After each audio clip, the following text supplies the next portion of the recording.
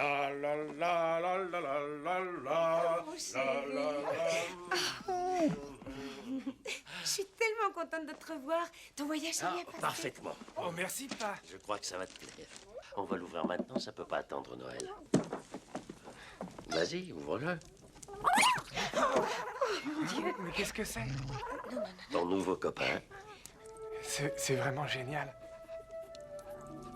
Qu'il est mignon. Il a un nom, pas? C'est un mogwai. Je l'ai appelé Gizmo. Ça a l'air de lui plaire. Hey, on va nous prendre en photo. Non, non. Mais qu'est-ce qui se passe? Il déteste les lumières brillantes. Il y a 3 choses que j'ai oublié de vous dire et qui sont très importantes. Premièrement, il déteste les lumières brillantes, mais ça nous le savons. Deuxièmement, le tenir éloigné de l'eau. Enfin, et c'est probablement le plus important, ne jamais lui donner à manger après minuit. Bienvenue au podcast Premier Visionnement. Aujourd'hui, on parle de la franchise Gremlins. There's 3 rules you've got to follow. Keep him out of the light. Keep him away from water. Never feed him after midnight. Bien entendu, avant de commencer à écouter le podcast, je vous suggère fortement d'écouter le film car on va spoiler le film complètement. Bonne écoute. À Kingston Falls. Aujourd'hui, on parle de Gremlins, sorti en 1984 et réalisé par Joe Dante, avec Zach Gilligan, Phoebe Cates, Hoyt Ashton, Polly Holiday, Francis Lee McCain, Judge Reinhold, Dick Miller, Corey Feldman et Howie Mandel. Je suis Mathieu et vous pouvez m'appeler le Podcast Buddy. Mettons, vous arrivez à quelque part, ben, vous avez besoin de savoir quelque chose sur un film, ben, je suis là pour vous.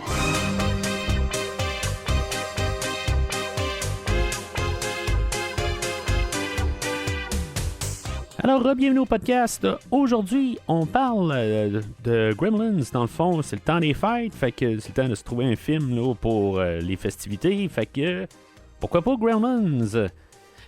Film que, tu sais, qui est venu de l'imaginaire là, de Monsieur Chris Columbus, que vous pouvez connaître là, pour peut-être un classique de Noël. Je dis pas que Gremlins c'est pas un classique de Noël, je pense, en tout cas, je vais en parler tantôt, là, mais je pense que c'est un autre classique oublié qu'on parle pas souvent là, pendant le temps des fêtes. Mais Chris Columbus, que lui a réalisé Maman, j'ai raté l'avion. Plusieurs années plus tard, fait que c'est lui qui a écrit là, l'histoire que lui, pendant qu'il était à l'université, dans sa chambre, là, l'endroit là, où il couchait là, pendant ce temps-là, ben, pendant la nuit, il y avait comme des souris qui se promenaient là, dans les murs, fait que c'est ça qui a donné l'idée dans le fond là, des Gremlins. Éventuellement, ben, ça s'est ramassé là, dans les mains là, de Steven Spielberg, où ce que lui a vu ça, puis il est parti. Ben, dans le fond, il a endossé le projet pour cette histoire-là, avec le réalisateur là, du film Hurlement là, de 1981, là, après avoir vu là, ce film-là. Fait que, on va parler de ça un peu plus tard. C'est ça, fait que je veux parler là, de Gremlins, film dans le fond, là, ça va être 2 semaines dans le fond. Aujourd'hui on parle du premier film, la semaine prochaine on va parler là, du deuxième film là, dans cette franchise-là. Éventuellement, on va peut-être avoir un Gremlins 3, je vais donner tantôt un peu là, peut-être là, des idées où est-ce qu'on peut s'en aller là, avec le troisième film, là. C'est ce que je vais pour ça ou pas, ça va être autre chose aussi. Mais des idées que j'ai, d'après moi, là, c'est comme ça qu'on va s'en aller. Fait que je vais parler de ça tantôt. Si c'est la première fois, des fois, que vous embarquez pour le podcast, Gremlins, c'était quelque chose là, qui vous a attiré pour aujourd'hui, ben, je vous dirigerai là, vers le site internet du podcast, premiervisionnement.com. Sur ce site-là, ben, vous allez trouver tous les liens directs, qu'est-ce qui a été couvert au podcast. Il y a quelques invités au travers du podcast, là, comme que j'ai fait là, quelques films de DC, notamment le film de Blue Beetle et de The Flash, où j'ai eu Steven du podcast Cinérum. Vous allez avoir des liens directs là, sur le site là, pour pouvoir télécharger ces podcasts-là, mais aussi en ce moment, ben, on a les Godzilla, un film de Godzilla, Godzilla Minus One. que je n'ai pas encore couvert, mais j'ai fait une rétrospective sur les films de Godzilla. Fait que vous pouvez vous rendre sur le site internet du podcast. Vous allez avoir des liens directs là, où j'ai couvert la plupart des films là, avec Christophe Lassens du podcast Fantastica. Sinon, ben, vous avez des liens là, pour toutes les autres rétrospectives là, que j'ai couvertes au cours des années. Ça vous facilite tout simplement la tâche. Vous pouvez toujours prendre un feed RSS là, ou un feed là, sur Spotify ou n'importe quoi pour pouvoir trouver tous les épisodes. C'est juste que ça va vous faciliter la tâche là, pour tout retrouver ce qui a été couvert. En même temps, ben, vous pouvez suivre le podcast sur les réseaux sociaux Facebook, Twitter et Instagram. Fait que on va commencer à parler du film dans quelques secondes. Avant de commencer à parler, là, je vais... parce que je parlais de Steven de Cinérum. Prochainement, je vais couvrir... on va commencer notre podcast là, sur Décryptons Smallville. Fait que je fais juste comme une genre de petite mini-pub aujourd'hui où je vais vous donner un extrait exclusif je pense que ça va être le 2e épisode. Un petit argument qu'on a eu, moi et Steven. Là, je dis un argument, là, c'est vraiment là, amical. Là, je veux dire, c'est le genre là, de discussion qu'on a sur le podcast. L'extrait en question, c'est une scène sur Lex Luthor, sa réaction avec la série Smallville, là, où Lex Luthor là-dedans, ben, il est un peu amical avec Clark Kent. Puis, dans le fond, là, c'est une manière où les parents de Clark sont pas trop sûrs de Lex Luthor parce que lui, dans le fond, là, c'est un businessman, puis ben, c'est le fils de son père, dans le fond, puis que lui, c'est toute la ville, ben pas le craint, là, mais en tout cas, mettons, le monde l'aime pas à cause de son usine à Smallville. Fait que je vous donne cet extrait-là, dans le fond, là, juste pour comprendre un peu là, comment que on y va là, sur notre podcast là, qui va débuter là, le mois prochain, là, en début janvier.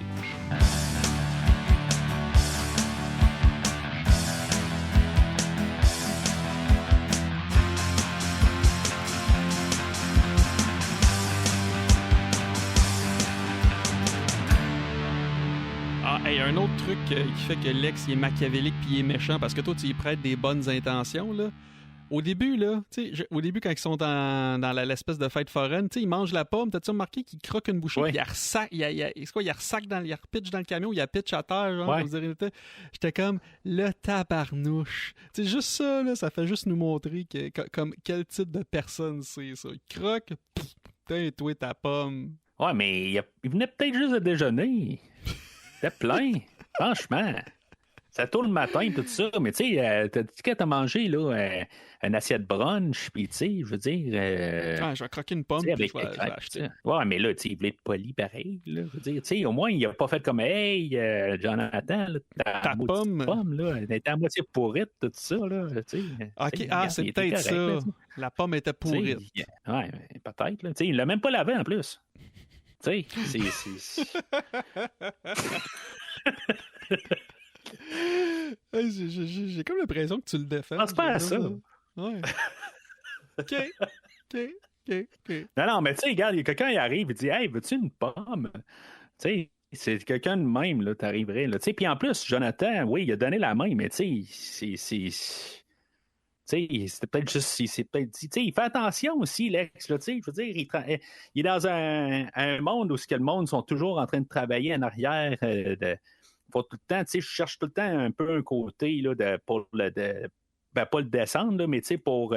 puis il est toujours dans l'option, l'œil public, tout ça. Fait que il cherche tout le temps des fautes, tout ça. Puis là, il aurait pu dire, il voulait juste m'approcher en me donnant la main pour que j'aie une confiance. Mais la pomme...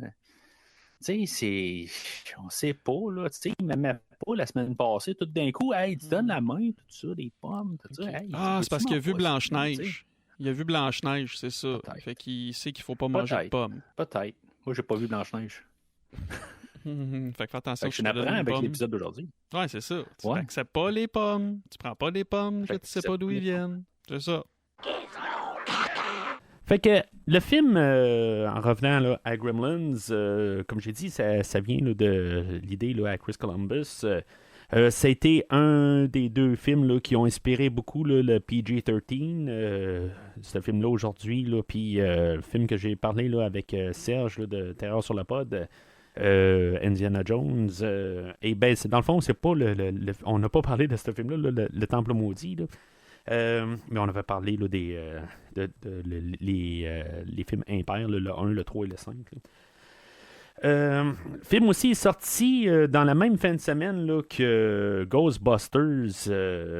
Fait que, tu sais, dans le fond, oui, le film va pas avoir fait autant d'argent là, que Ghostbusters, mais ça va être quand même le film le 4e le plus rentable là, de l'année.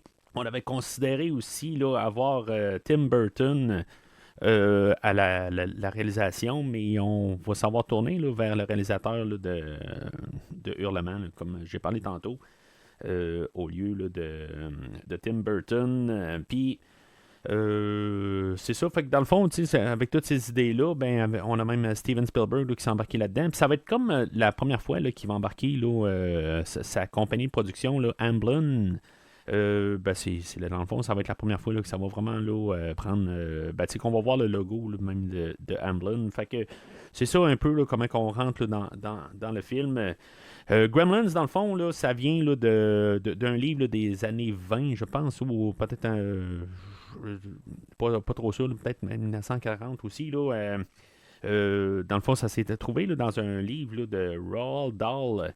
Lui qui a écrit là, la chocolaterie, là, le Willy Wonka, là, en tout cas, j'ai pas vu, là, mais en tout cas, je pense que même il y a un prequel en ce moment au cinéma. Là. Fait que dans le fond, c'est lui qui a écrit ça originalement, là, puis aussi là, la série D là, de Mathilda. Fait que c'est lui qui avait fait aussi une histoire là, qui parlait des Gremlins qui avait comme créé un peu là, ce nom-là. Pendant le film, je pense que le personnage là, de Dick Miller, je pense qu'il fait un peu référence un peu à cette histoire-là là, dans les années 20, là, pendant la guerre, que ne savait pas c'était quoi là, qui allait de mal, puis c'était des petites créatures qui étaient à bord là, d'un tel avion, là, tout ça. Fait que ça fait un peu référence là, à ça. Là. Dans le fond, c'est comme ça, là, dans le fond, qu'on a pris cette histoire-là.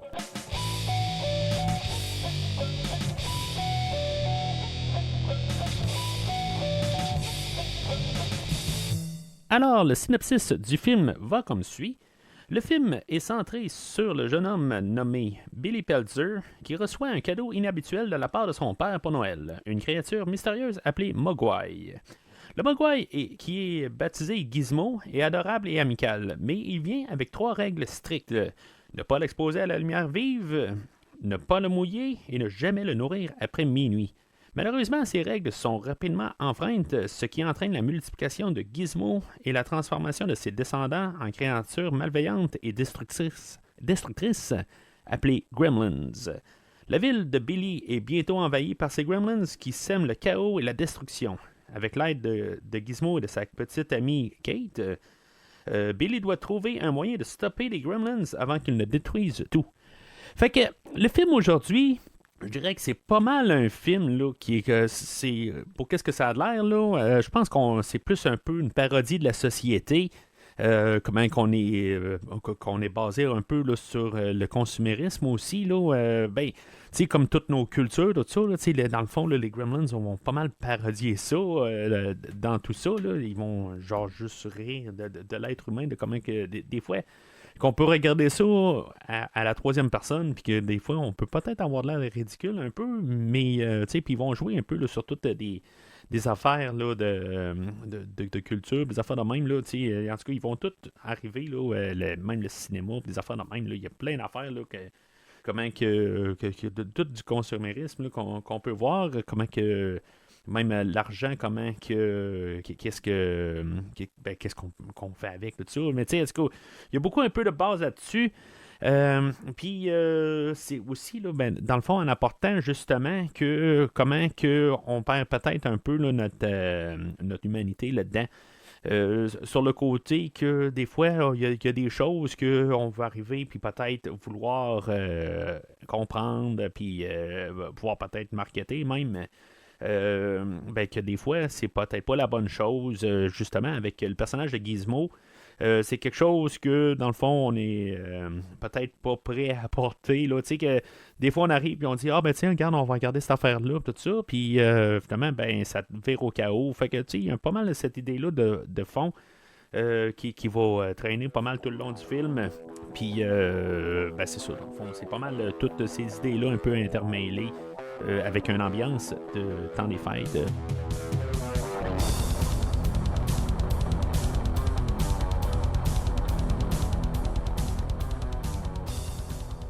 Fait que le film, moi, je l'ai vu quand même une couple de fois, là, surtout dans mon jeune âge, à l'époque.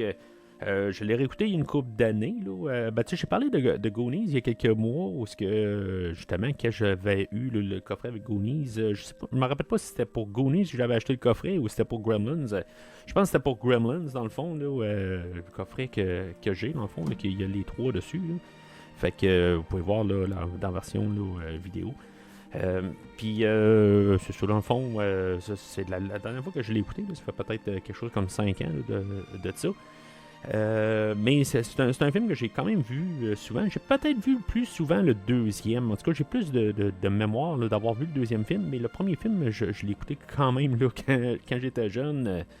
Quand même assez souvent. On avait même à la maison là, quelque chose, je pense que c'est la seule et unique vidéocassette bêta qu'on avait à la maison. Ben, on possédait là, ce film-là en cassette vidéo. Là, en tout cas, ça devait être un prix astronomique là, que mon père a payé. Là, je ne peux pas croire là, quelque part, là, il doit avoir passé une paye au complet. Là. À l'époque, là, je sais que les vidéocassettes étaient très chères. Là, quelque chose comme 60$ pour une cassette, là, puis je parle des cassettes VHS, là, mais bêta, à l'époque, là, j'imagine que ça devait être fou. Là, en tout cas. Malheureusement, je peux pas lui demander comment que je peux pas demander comment il a payé à l'époque, malheureusement.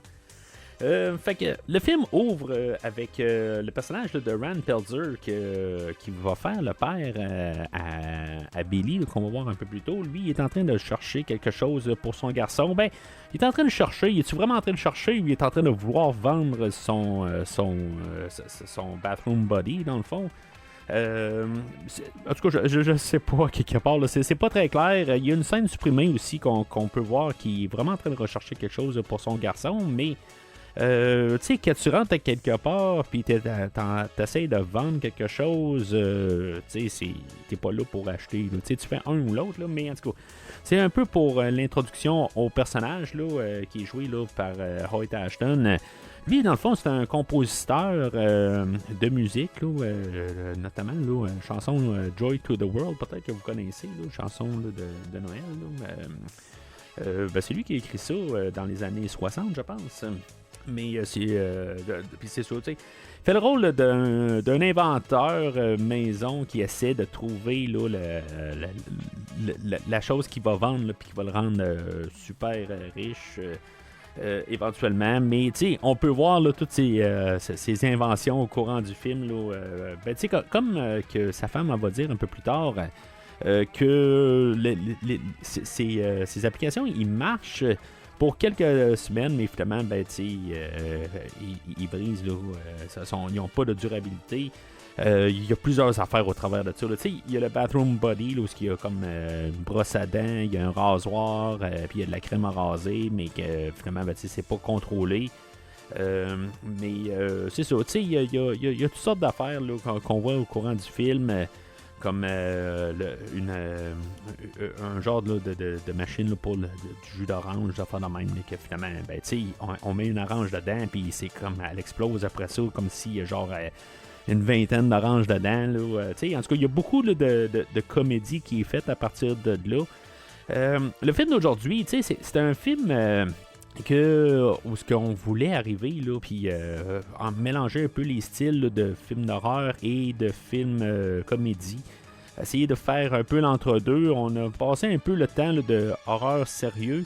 Je me rappelle pas de Hurlement, là, même si je vous l'ai montré tantôt en vidéo, là, que je l'ai écouté, mais je m'en rappelle pas. Ça fait une couple d'années là, que je l'ai écouté. Je pense que je l'ai écouté juste une fois. Là, mais il me semble que c'est un film qui est assez sombre, mais on est dans une époque où ce qu'on veut changer, on s'en va là, vers un peu là, mélanger les styles.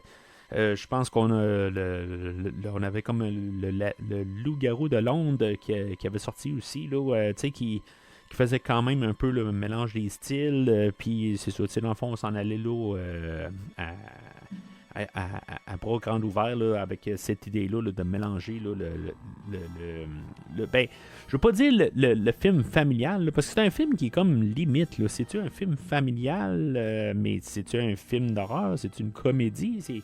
C'est quoi, là? Mais tu sais, c'était pas mal, là, un peu, là, le temps de ça.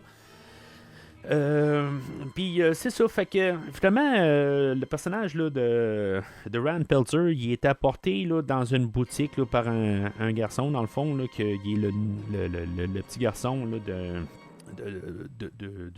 du propriétaire de la boutique. Puis lui, quand il va essayer là, de vendre son bathroom body, ben éventuellement, ben, il va voir que peut-être la transaction n'a pas l'air à se faire, mais qu'il va être attiré là, par une petite mélodie. Puis que finalement, ben, il va voir qu'il y a une petite créature qui est gardée là, dans le fond de son magasin. C'est pas la seule créature, on voit qu'il y a quand même là, un aquarium avec genre des tarentules dedans, puis il y a quand même toutes sortes d'affaires là, dans ce magasin-là, mais en tout cas, le propriétaire, là, que c'est Monsieur Wing, on ne dit jamais son nom, là, mais en tout cas, Monsieur Wing, il parle pas, il fait rien, là, il a pas l'air à vouloir vendre vraiment quelque chose, mais pourtant, là, son petit garçon, il dit que il faut qu'il vende des affaires. C'est sûr que Ryan qui arrive, là, il veut vraiment juste comme vendre là, son bathroom body là, assez. C'est comme ça c'est ce qu'il veut faire là, en bout de ligne. Là. Fait que c'est comme on dirait un peu une pensée là, après là, qui dit ben tu sais, je peux acheter ça pour mon garçon aussi, là, mais on sait pas exactement là, pourquoi. Là. C'est quoi vraiment qui l'amène à Chinatown? Là? C'est-tu vraiment pour acheter quelque chose pour son garçon ou pour essayer de vendre? Là? En tout cas. Fait que, tu sais, il offre 100$, puis là, ben, tu sais, le Monsieur Wing dit non, puis après ça, il offre un 200$, puis il dit toujours non, dans le fond, là, c'est quelque chose là, qui demande trop de responsabilité pour s'occuper là, du Mogwai. Fait que il dit non, il n'y a pas de prix pour ce qui va être ce qu'on va appeler Gizmo, là. Mais en tout cas, ça me faisait penser les responsabilités, ça me faisait penser un petit peu à Spider-Man là, quelques années plus tard, là, où on va reprendre pas mal les mêmes lignes là, dans le film. Là. Peut-être qu'on prend des comics aussi, là. Ça c'est une possibilité. Là. Mais éventuellement, ben, c'est ça. Le petit gars va vendre le Mogwai à Rand Peltzer, puis il va partir de là vers chez lui. Ça va couper, ça va être le générique d'ouverture où on va se ramasser au Courthouse Square, que dans le fond, là, c'est un endroit qui a été utilisé souvent, là, puis j'en ai parlé au podcast là, l'été dernier, là, quand j'ai parlé là, de Escape from LA avec Kurt Russell, le film de John Carpenter, qui est la suite là, de Escape from New York. C'est un endroit là, qui a été construit là, par Warner Brothers dans le fond. Puis c'est un gros, immense plateau. Là, vous allez comprendre là, tout de suite là, de quoi je parle. Là. C'est le même carré là, dans le fond là, de Retour vers le futur, qui était le film qu'ils ont filmé à le même endroit l'année suivante. C'est vraiment comme où on a l'horloge de l'hôtel de ville. Là. En tout cas, c'est tout ce carré-là. Ben, c'est à la même endroit. C'est juste qu'il a été... on a mis de la neige, puis on change toutes les façades, là, toutes les publicités, les affaires de même. On change par chaque film, mais cet endroit-là, là, le Courthouse Square, ben, c'est un endroit qui est utilisé là, dans genre une trentaine de films. Je vous en nomme une couple de films vite de même. Là. La première fois qu'on l'a utilisé, là, c'est dans le film là, Act of Murder.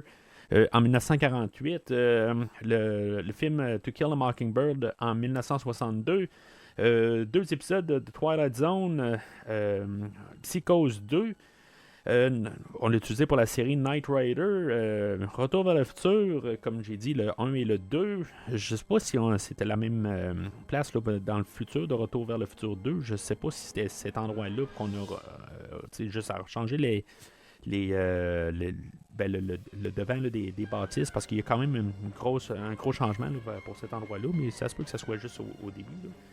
dans le futur. Après ça, on a Jingle All the Way, Escape from LA, que j'ai parlé, là, comme j'ai dit. Dans le film de Batman et Robin, puis même le film de Bruce, le Tout-Puissant, avec Jim Carrey. Fait que ça, c'est juste quelques films, là, on l'a utilisé, là, vraiment souvent. Puis la dernière fois, dans le fond, là, c'est pour la série Rutherford Falls, qui a eu 2 saisons, dans le fond, que je sais pas, j'ai pas vu la série, là, mais c'est la dernière fois qu'on l'a utilisé, là, en 2022. Donc, vous pouvez vous attendre à ce qu'il y ait un nouveau film ou une nouvelle série qui vont utiliser ce plateau-là, là, dans un futur. Pendant ce temps-là, ben c'est ça aussi, on a la chanson là, voyons, Darlin' Love, Christmas, Baby Please Come Home, qui est une tune de Noël dans le fond. Là, à chaque fois que j'entends cette chanson-là, je pense tout le temps à Maman, j'ai raté l'avion. Là, mais c'est ça, c'est pas Maman, j'ai raté l'avion, là, c'est le film de Gremlins. Je vais en profiter pour parler là, de la musique de Jerry Goldsmith. C'est vraiment pas planifié, là, parce que j'ai parlé de Jerry Goldsmith la semaine passée avec le film de Star Trek. Puis que pour des rares fois, j'ai parlé en bien de les mélodies de Jerry Goldsmith. Puis aujourd'hui, ben, je reconnais pas Jerry Goldsmith, honnêtement. Je trouve que ça ressemble plus à la musique là, de Alan Silvestri qui fait la musique de Retour vers le futur, justement. Mais je veux dire, toutes les mélodies qu'il va trouver là, avec comme le Maguire qui fait toute une petite mélodie qui est jouée là, par une fille là, qui dans l'orchestre là, de Jerry Goldsmith. Mais est-ce que toute la mélodie, la musique là, du film aujourd'hui, je veux dire, ça l'aide tellement dans le film, là, ça remet le côté festif, mais tu sais, qu'il y a quelque chose qui marche pas dedans, un peu cirque. En tout cas, je veux dire, j'aime beaucoup la trame sonore aujourd'hui. Je sais pas ce qui se passe en fin d'année aujourd'hui, là, c'est juste comme un peu pour me replacer là, sur Jerry Goldsmith que ben tu sais, il y a des trames que j'aime beaucoup sa trame sonore là, de Rambo que dans le fond qu'il avait déjà fait là, puis même sa trame sonore de Total Recall, mais c'est ironiquement c'était Star Trek que je tripais pas dessus. Mais c'est ça, fait que Monsieur Goldsmith c'est lui à la musique aujourd'hui que je ne reconnais pas du tout là.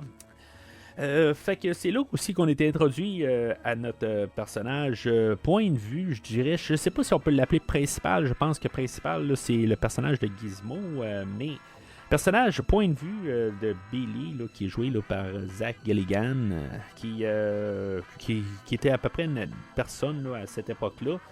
On avait pensé là, à Judd Nelson et à Emilio Estevez pour faire le rôle, mais en tout cas, Zach Galligan, je pense qu'il avait joué dans un seul rôle avant. Puis, dans le fond, c'est lui qu'on a choisi pour le film. Là. Je pense que c'est Steven Spielberg lui-même là, qui l'a pointé du doigt avec la chimie là, qu'il faisait avec, dans les tests là, avec Phoebe Cates. Phoebe Cates, justement, là, elle qui est jouée par plutôt que le personnage de Kate qui est joué par Phoebe Cates, que elle dans le fond était comme un high dans le fond là, elle est née en 1963 à New York, puis qu'elle avait joué là, dans quelques films juste avant, dans le fond là, en 1982 elle avait joué là, je pense dans son premier film, le film Paradise. Suite de ça, elle a joué là, dans le film Fast Times at Richmond, qui dans le fond c'est ce film-là qui l'a vraiment propulsé. Puis c'est ça, dans le fond, elle avait un rôle sexuel, si on veut, là, dans ces films-là. Puis c'est ça qui ont eu peur un petit peu de l'apporter dans le film aujourd'hui, parce qu'il faut qu'elle apparaisse un petit peu plus prude peut-être, là. Je pense que c'est le mot qu'il faut utiliser, là, plus réservé. Puis c'est ça, je veux dire, ça faisait genre 3 rôles qu'elle faisait de suite que était plus dévoilé, mettons. Puis c'est ça, fait que ou dévêtu, mettons. Et que c'est ça, il était pas trop sûr, mais justement, ben c'est ça, qui se sont dit, bon, ben ça fait un peu plus peut-être la fille d'à côté, mais en tout cas, c'est ça, il y avait peur là, pour ça. Mais finalement, ben, la chimie avec M. Galligan, ben, c'est ça. Ils se sont dit, bon, ben, c'est parfait, on a notre duo pour le film. en tout cas, d'un côté, je dis duo, mais le personnage de Kate ne sera pas vraiment là. Il va apparaître là, un peu plus tard dans le film. Là, dans le fond, on va l'avoir placé, mais c'est comme faut qu'on ait un couple. C'est tout. Là. En tout cas, c'est ce qui va être un petit peu plate là, du film. Billy, il a son chien Barney là, qui va dans le fond là, qui ont eu un petit peu de misère à travailler avec ce chien-là. Là. Il est réapparu là, dans le film le Pumpkinhead quelques années plus tard là, avec Lance Henriksen. Mais c'est ça. En tout cas, ils ont eu de la misère un peu. Des fois, il fallait qu'ils le trimballent un peu partout. Il y a des scènes où, si on en regarde bien, on peut voir que Zach le traîne avec un genre de fil de canne à pêche là, pour pouvoir l'amener. Là. Fait que, il était un petit peu dur à travailler avec. Il voulait sauter souvent là, sur Gizmo. Il voulait comme le manger. Là, sauf qu'en même temps, ben, avec Gizmo, ben, le chien là, le voyait comme un être vivant aussi. Là. Fait que, il y a des fois des réactions qu'il fait. Là, c'est juste parce qu'il pense là, que la créature existe vraiment. Là. Fait que c'est quand même le fun un peu là-dessus. Là.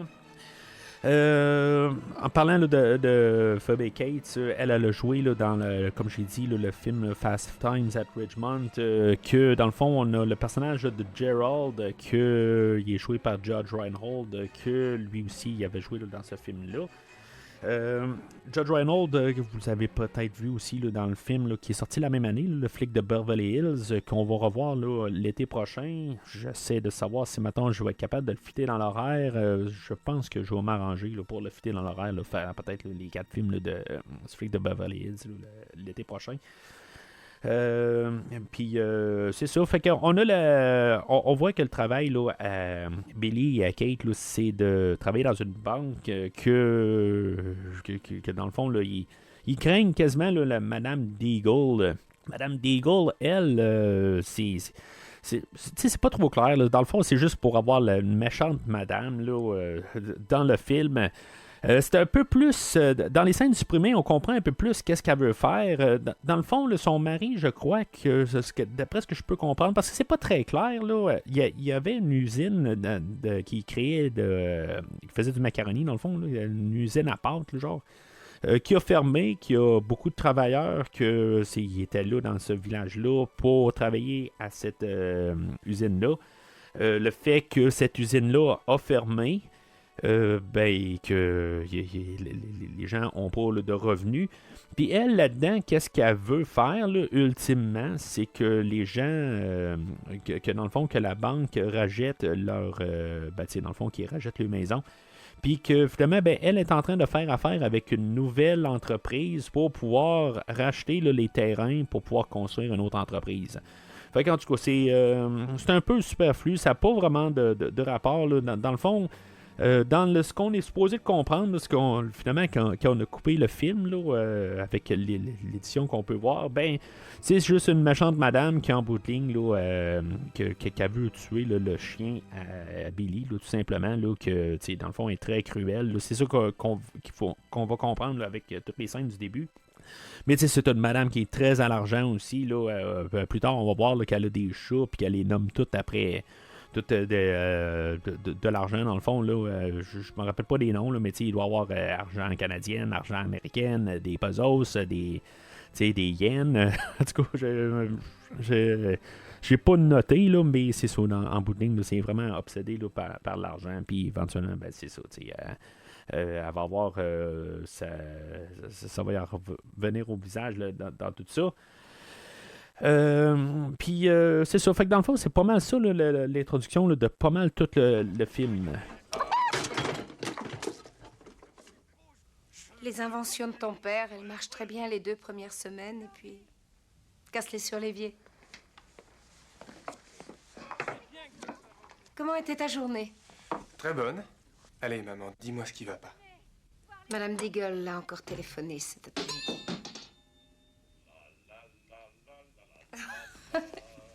Je préférerais qu'on en reparle plus tard. Surtout, tu n'en dis rien devant ton père. Pas de problème. Fait que, après, dans le fond, toute l'introduction là, de toute la mise en place, là, pas mal tout, là, c'est là où, dans le fond, là, Rand Pelzer, il rentre dans la maison. On a eu l'introduction là, de la mère de la famille là, que vous avez peut-être vu là, justement là, l'année suivante là, dans Retour vers le futur là, qui fait la mère là, de Lorraine, là, la grand-mère à Marty dans le fond. Puis c'est ça dans le fond, fait qu'il arrive là, pour finalement là, donner là, à l'avance là, le cadeau de Noël là, pour Billy, qui est finalement le Mogwai que on va avoir baptisé Gizmo. Le fameux Gizmo que, dans le fond, au début, là, on voulait que ce soit un singe, dans le fond, qui soit déguisé. Dans le fond, là, on avait essayé ça là, pour essayer là, de faire des tests, mais finalement, là, le singe qu'ils ont utilisé, là, il commençait à enlever ses affaires. Tout ça. En tout cas, ils se sont rendus compte assez rapidement là, qu'ils ne pouvaient pas faire la créature avec... avec des singes. Fait qu'ils se sont tournés là, vers des marionnettes. Ils ont pensé à faire du stop motion, mais finalement, il y a juste une scène là, dans le film là, qu'on va avoir utilisé du stop motion, mais tout le restant, là, c'est tout le temps des marionnettes. On va avoir fait, pas juste pour Gizmo, là, on va avoir fait une grosse création, là, dans le fond, là, de je pense à peu près là, 24 pouces, là, pour son visage, pour pouvoir articuler là, plusieurs parties là, de son visage. Mais tout aussi, là, la petite poupée, là, de genre à peu près 10 pouces de haut, là, elle, des fois, elle est articulée là, par plusieurs câbles, plusieurs affaires, dans le fond, là, où on va avoir utilisé vraiment beaucoup de techniques là, sur le personnage de Gizmo. Au courant du film, là, puis même les Gremlins plus tard, il y a beaucoup de techniques là, qui vont avoir été utilisées. Là. C'est dans le fond, là, l'équipe là, de Chris Wallace qui, dans le fond, ont travaillé là, sur pas mal tous les effets visuels là, dans le film. Puis honnêtement, là, dans le fini, là, c'est une créature là, qui est remarquable. On va appeler ça peut-être le proto Baby Yoda. Là, en tout cas, je veux dire, c'est ce que j'ai repensé tout de suite là, avec le film d'aujourd'hui. Là, à quelque part, on a un peu la même forme. Là. C'est sûr que Yoda avait déjà été créé, mais c'est probablement la poule et l'œuf. Qu'est-ce qui est arrivé avant? Là. Bon, c'est comme on a un peu une version poilue de Yoda, mettons, tu sais. Mais il est cute, il faut le dire, là, à quelque part. Là, il y a toutes des scènes un peu plus tard où Billy, il y a un peu comment que ça va, la petite dynamique entre eux autres. Il y a pas, tu sais, il y a une scène, là, dans le fond, là, qui est un peu élargie, où la petite mélodie qui chante, où il va sortir un petit clavier, puis ils vont jouer dessus ensemble. Accidentellement, il va y mettre un chapeau sur la tête, puis avec le miroir pour qu'il puisse se voir, ça va refléter la lumière et Gizmo n'est pas capable de tolérer là, la lumière. Fait que il va tomber dans une poubelle, va se blesser, il va arriver là, dans la salle de bain, puis Gizmo, il va être blessé, il va faire tous des petits sons, là, tous des petits sons cute là, à quelque part, puis ils vont se coucher ensemble, ils vont bailler, tout ça. C'est tous des petits moments là, qui sont fun là, à voir là, le petit Gizmo. Ça me donne quasiment envie là, d'en acheter un à quelque part, là, m'aller trouver une boutique là, qui ont ça là, dans leur backstore. Mais c'est ça, le danger là-dedans, c'est qu'il est bien cute, mais c'est ça, il y a 3 règles. Dans le fond, il y en a une qui est très farfelue, là, qui est très... qu'on peut se poser des questions, là, comment ça fonctionne. Mais dans le fond, il ne faut pas exposer le Mogwai à la lumière. Il ne faut pas l'exposer à l'eau. Et je sais pas comment il se lave, là. Quelque part, il doit se sentir drôle, mais sinon, la loi ultime qu'il faut pas faire, c'est de le nourrir après minuit, mais minuit finit quand? En tout cas, moi, dans ma tête, je vais remplir ça par l'idée que c'est aussitôt qu'il fait soleil dehors, là, à quelque part, là, genre à l'aube, là. En tout cas, c'est ça que j'ai toujours comme dit dans ma tête. Là. Mais tu sais, même l'acteur Zach Gilligan, ça a été le premier à dire, mais là, tu me demandes d'entendre ça, mais tu sais, ça n'a pas de sens, là, après minuit. Là, on est toujours après minuit, là, à quelque part. Là, fait qu'en tout cas, c'est un petit peu ridicule, mais moi, je vois ça un petit peu comme les Mogwai, c'est quelque chose de magique, à quelque part. Tu sais, c'est là que je parlais de peut-être où est-ce qu'on pourrait s'en aller dans un 3e film, puis que je voudrais pas qu'on s'en aille là-dedans, là. que dans le fond, parce qu'aujourd'hui, on veut essayer d'expliquer des affaires où on veut arriver d'essayer de trouver là, la craque pour pouvoir élaborer quelque chose. Puis c'est là où ce que je me dis qu'on va arriver avec un genre d'histoire d'origine, puis que c'est un être magique. C'est la seule affaire qui peut arriver, là, tu sais, je veux dire, à quelque part, qu'aussitôt qu'il y a une goutte d'eau dessus, qui se multiplie, puis je veux dire, avec des. Tu sais, ça se dédouble tout de suite, puis ils deviennent aussi gros que Gizmo tout de suite. Puis que juste une question de lumière qui va le faire fondre, tout ça.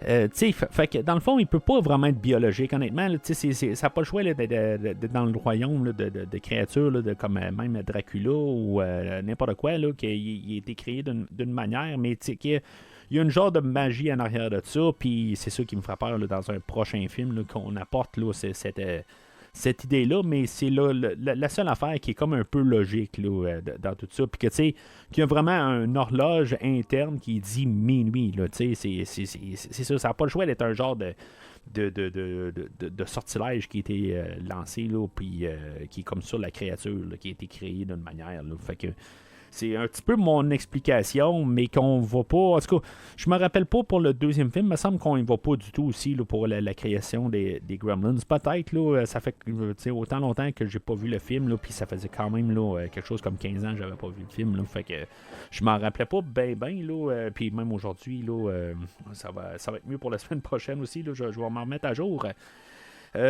Mais c'est ça, à quelque part, j'ai juste peur que c'est ça qu'on fasse là, dans un troisième film. Fait que des fois, je me dis, ben peut-être laisser ça là, dans les années 90 là, pour cette franchise-là. Mais bon, parler plus tard. Est-ce que Gizmo, il sait qu'est-ce qui va se passer si, mettons, qu'il est touché à l'eau, si, mettons, il mange après minuit? Est-ce qu'il a déjà vu ça? C'est sûr que, ben, tu sais, accidentellement, là, on a eu l'introduction là, du personnage là, joué par Corey Feldman, qui est la même année là, que Vendredi 13 4, puis l'année suivante, ben, il va jouer là, dans un autre film là, qui a été écrit par Chris Columbus, là, Goonies, que j'ai parlé cet été aussi. Mais c'est ça, je sais pas s'il sait qu'est-ce qui va se passer avec lui, s'il se passe. Est-ce que c'est le seul et unique Mogwai qui existe? Parce que aussitôt qu'il est comme doublé, ben c'est sûr qu'il y a comme un peu un visage d'inquiétude en regardant là, ses frères ou ses enfants, mettons. Là. On peut peut-être regarder à ça. Voyons,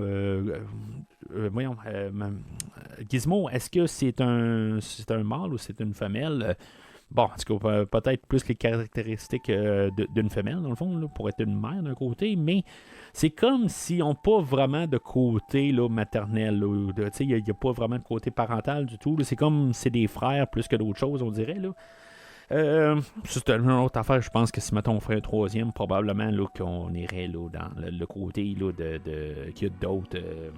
Qu'il y a un village ou quelque chose de même. Là, où il y a quelque chose là. En tout cas, il y a probablement un autre Gizmo quelque part.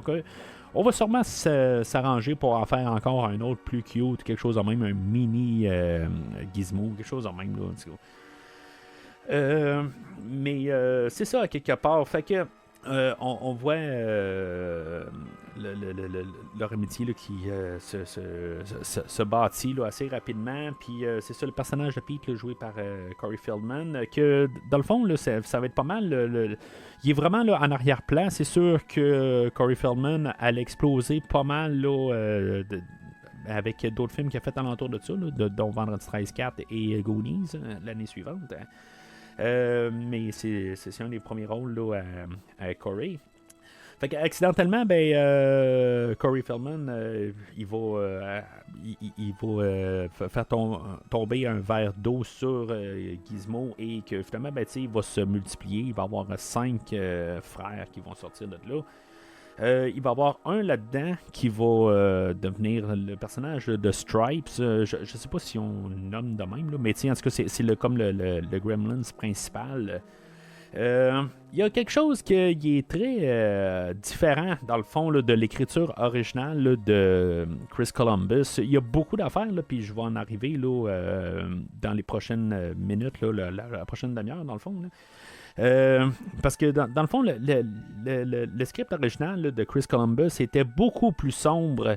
Puis, va falloir remercier Steven Spielberg. Bon, à moins que vous trouvez pas beau Gizmo, dans le fond, là, que pour vous, c'est une créature répugnante, puis qu'un gremlin, dans le fond, c'est une créature qui est très magnifique, là. Steven Spielberg, ayant vu Gizmo, il s'est dit, il est ben trop beau, quelque part, il est trop cute. Fait que dans le script original, Stripes et Gizmo étaient le même personnage. Donc, finalement, vous pouvez comprendre que c'était Gizmo qui devenait un gremlin, le gremlin principal. Fait que j'ai pas d'informations de savoir comment, mais j'imagine qu'en bout de ligne, là, on aurait détruit Gizmo quelque part, puis détruire la franchise de 2 films. Là. Mais c'est ça, à quelque part, là, sachant ça, à quelque part, je vois pas le film, à quelque part, comment que ça aurait pu virer. Là, à partir de là, ça aurait été vraiment là, effroyable. Honnêtement, là, je pense que c'est pas vraiment le ton de qu'est-ce qu'on veut essayer d'atteindre avec le film d'aujourd'hui, puis vraiment d'avoir changé là, le personnage, là, d'avoir créé le personnage de Stripes, je l'apprécie honnêtement. Mais c'est ça, fait que dans tout ça, les 5 Mogwai qui sont créés là-dedans, on voit que ils sont plus maléfiques un peu. Puis c'est quoi la différence entre un gremlin puis un Mogwai rendu là? Parce que les autres sont vraiment, ils veulent devenir des gremlins, mais puis ils sont maléfiques un peu. Ils vont accrocher là, le chien Barney sur la galerie là, en face de la maison. Quelque part, on voit qu'ils veulent devenir aussi le cadran, dans le fond. Ils vont couper le courant, puis Zach, le personnage joué par Zach, plutôt Billy, va voir qu'il est genre minuit moins 20, fait que il va lui donner à manger. Des pylônes qui sont dans le frigidaire, pas couverts, genre, je sais pas combien de pylônes là-dedans là, de poulet, là, mais en tout cas, je sais pas, ça doit pas être très très bon au goûter, là. Je veux dire, tu veux garder tes pylônes, mais t'es couvres pas du tout, là, mais un saran wrap dessus, là, mais en tout cas. Mais on peut voir que quand ils mangent toutes les 5 Mogwai, ils mangent, ils dévorent tout ça, là, dans le fond, là, ils veulent devenir là, des gremlins à quelque part, mais juste les voir dans une boîte, puis dans le fond, c'est juste du monde là, qui sont en dessous de la boîte, puis qui sont en train de brasser là, les marionnettes. Là. En tout cas, je trouve ça juste ce plan-là, là, je trouve ça hilarant à quelque part. Ils sont juste en train de sauter partout. C'est complètement ridicule.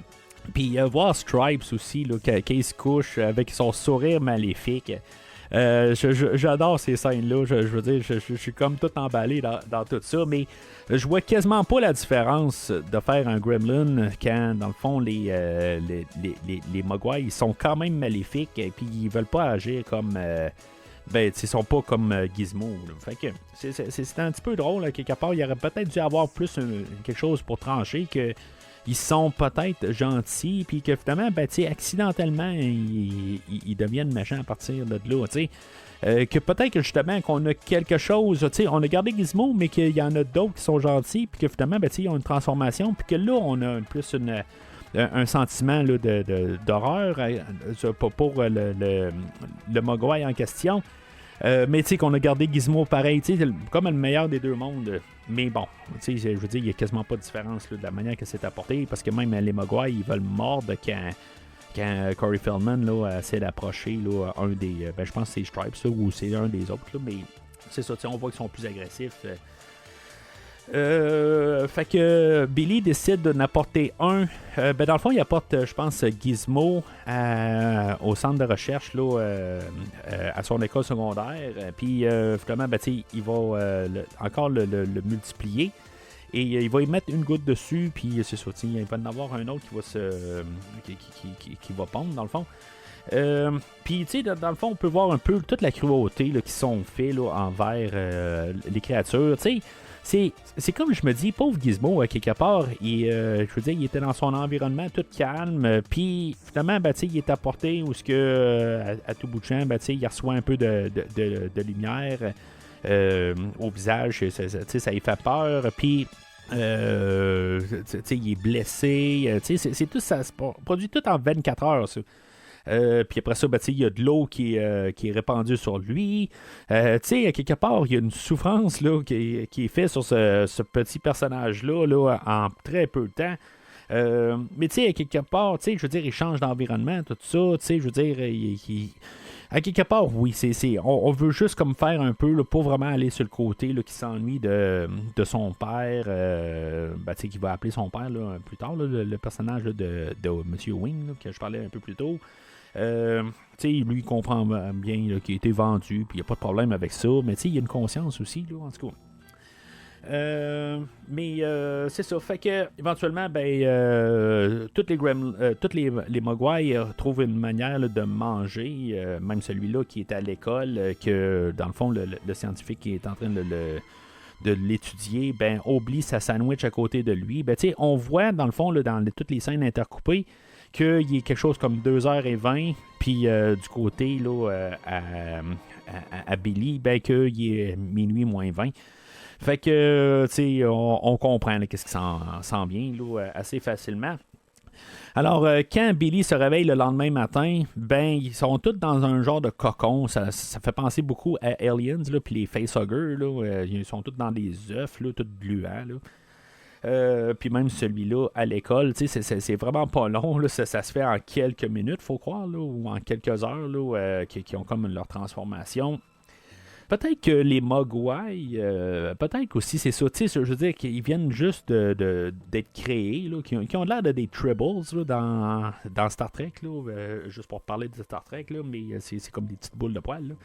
Là. Mais peut-être qu'à leur création, c'est comme des jeunes enfants, là, juste comme un petit peu, je veux pas dire maléfiques, là, mais qui sont un petit peu tout excités, puis justement, ils ont un peu une perte de contrôle, puis justement, ils ont besoin de quelqu'un pour les diriger. Peut-être qu'au deuxième jour, ils seraient corrects, mais peut-être que c'est juste ça, c'est le premier jour, là, tout simplement, là, qui est critique pour un Mogwai. C'est une théorie là, que je viens de développer là, rapidement de même, là. Mais c'est ça, fait que on a toute la chambre à Billy là, qui est infestée là, que dans le fond que les 5 œufs là, qui sont dans sa chambre, pareil au secondaire là. Fait que on a Billy qui va dans le fond, finalement, là, le premier Gremlin va sortir. Là. Ils vont tous sortir un peu en même temps, là, mais si on va plus être. On va voir là, celui-là qui est à l'école. Que peut-être que lui a mangé avant, là, un peu plus tôt. Là.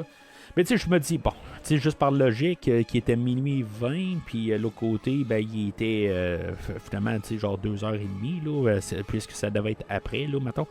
Mais qu'il s'est jamais rendu compte là, les 2 heures et quelques là, qui ont passé minuit, là, il s'est jamais rendu compte de ça, là, c'est à peu près impossible là, même en se couchant le soir qu'il a rechecké son cadran puis qu'il est encore à minuit moins 20, il s'en est pas rendu compte là, bon, parce qu'il faut pas penser à ça.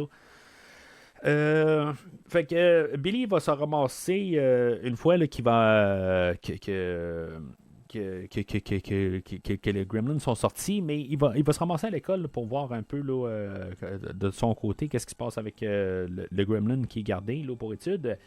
Le Gremlin qui va avoir sorti va avoir tué là, Monsieur Hanson, là, le docteur Hanson là, qui est le scientifique. Puis tu sais, on voulait montrer ça dans le scénario original. Là, il aurait été, au lieu là, d'avoir la tête cachée en dessous du bureau, il aurait été, on aurait vu tout son corps là, qui est tout rempli plein là, d'aiguilles un peu partout. Tout ça, c'était beaucoup plus sadique. Mais on a mis ça là, assez là, plus familial, si on veut. Où est-ce qu'on a juste comme caché la tête, là, puis on y a mis juste une seringue là, dans la fesse droite, là, quelque chose de même. Là. Mais on voit qu'ils sont que la créature du Gremlin là, est meurtrière. Mais c'est comme j'ai dit un peu plus tôt, même les Mogwai ont essayé là, de tuer le chien. Là, fait que ils sont meurtrières aussi. Là, fait que, Mais c'est ça, à quelque part, là, où finalement, Billy, après avoir vu ça, le téléphone va sonner, il va essayer là, de prendre le téléphone, puis il va avoir finalement là, un gremlin là, qui va le graffiner, puis on va apercevoir rapidement le gremlin, là, dans le fond, là, qui est sur place. Là, je pense qu'il l'appelle Earl.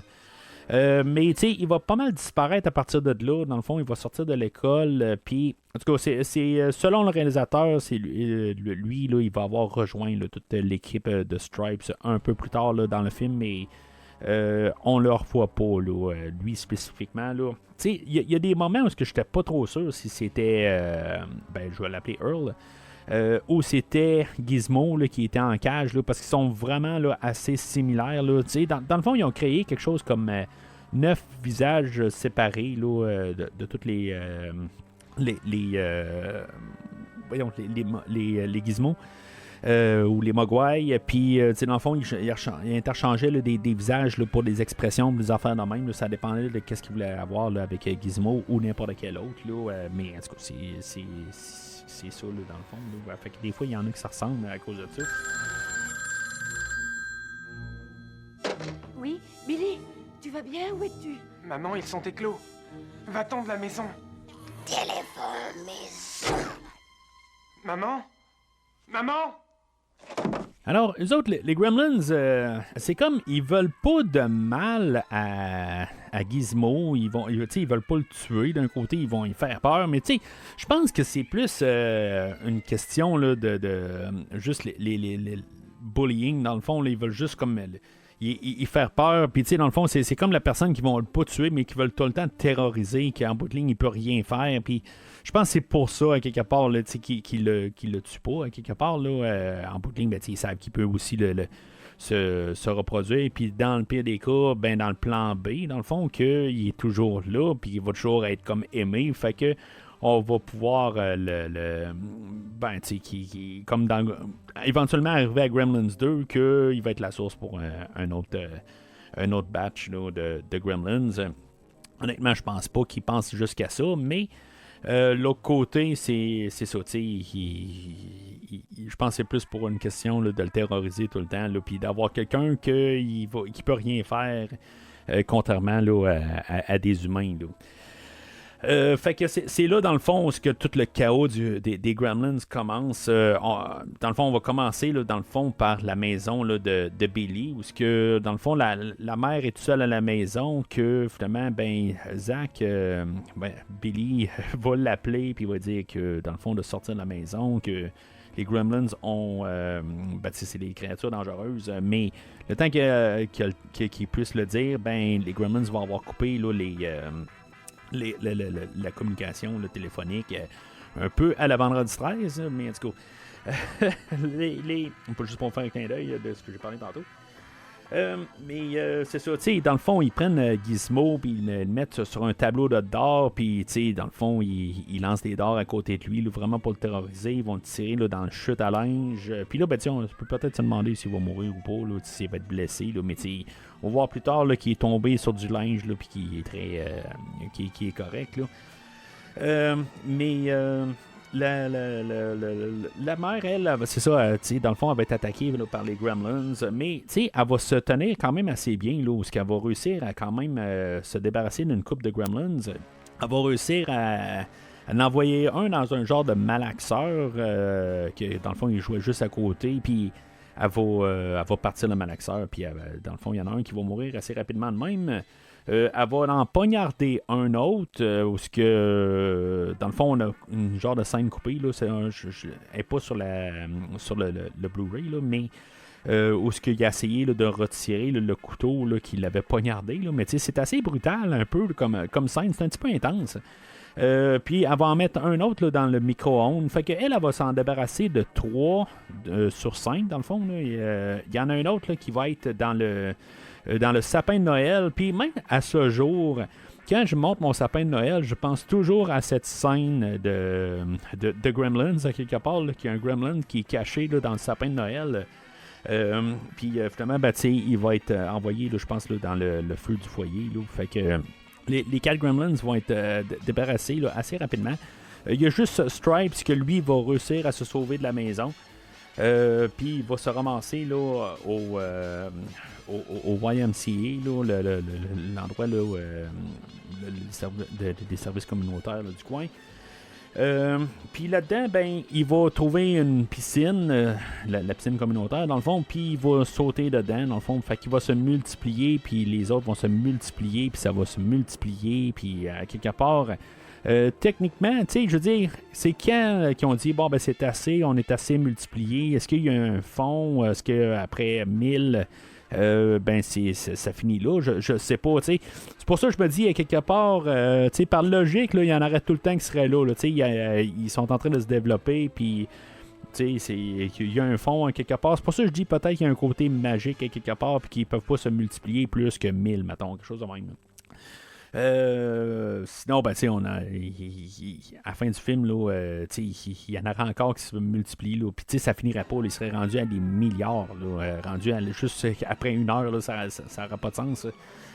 Mais c'est ça, fait que. Puis c'est là qu'on voit le seul et unique stop motion, où que, dans le fond, on voit comme un coin de rue, puis on voit là, plein de gremlins sortir. Là. Ça paraît un petit peu là, la technique qu'ils ont utilisée, là, mais c'est correct, là, c'est juste pour montrer là, qu'ils sont plusieurs à l'écran. Là-dedans, ben, on a eu Monsieur Fullerton qui est joué là, par Dick, le personnage de Dick Miller, là, dans le fond. Là, c'est un acteur qu'on voit une coupe de place. Là, moi, je l'ai déjà couvert là, la même année là, dans le film de Terminator 1984. C'est lui qui vend là, les fusils à Arnold, puis qu'Arnold finalement le tue. Là. Mais c'est ça. Fait que dans le fond, là, une grosse année là, pour Monsieur Dick Miller. Mais lui, dans le fond, lui et sa femme, lui, il a perdu sa job, dans le fond, à l'usine. Puis, on le voit un peu partout là, dans tout le film, jusqu'à ce moment-là, que initialement, ben, il devait vraiment être mort, mais à la toute fin, si on écoute bien à la télé, ben, il est encore vivant. Là. En tout cas, je pense qu'on va même en reparler là, la semaine prochaine avec Gremlins 2. Mais c'est ça, tu sais, fait que il y a ce personnage-là, dans le fond, et on voit qu'il est sur un tracteur, ben, qu'il y a un tracteur, puis que en bout de ligne, là, ben, je sais pas comment, tu sais, on a vu qu'il était pas capable de conduire, puis il se promenait avec son tracteur en ville, mais éventuellement, son tracteur s'est rendu chez lui, là, en tout cas, ben, moi, je pense que c'était la veille, dans le fond, là, fait que... Puis c'est lui, dans le fond, là, qui nous parle des Gremlins, là, pour aucune raison, là, mais c'est juste qu'ils ont trouvé une scène pour essayer là, de parler là, des Gremlins, là, nous expliquer le terme, là, en tout cas, comme que j'ai parlé un peu plus tôt. Là. Fait que ils vont attaquer lui et sa femme. Là. Je sais pas si sa femme a mort, par contre, là, ça, je l'ai pas entendu. Il faut juste écouter, là, dans le fond, là, à la toute fin, là, ils mentionnent là, qu'ils vont l'avoir dans le reportage, mais c'est ça, on l'entend pas. Là. Fait que on sait pas si sa femme a été est morte là, des Gremlins là, et leur tracteur, là, mais bon. On va voir la semaine prochaine. Je suis curieux de savoir si c'est sa femme. C'est la même actrice là, qui est là pour jouer sa femme. Dans tout ça, ben il y a encore plein d'autres affaires. Il y a une chorale là, qui se promène de porte à porte, puis que dans le fond, là, les Gremlins, eux autres, là, vont imiter. C'est un peu ça, dans le fond, là, comme j'ai dit un peu plus tôt. Ben dans le fond, c'est le marionnettiste, là, dans le fond, la personne qui s'occupe là, de les marionnettes, là, Chris Wallace, là, c'est ça que, dans le fond, lui, il comprenait pas tout à fait comment apporter là, les marionnettes en vie.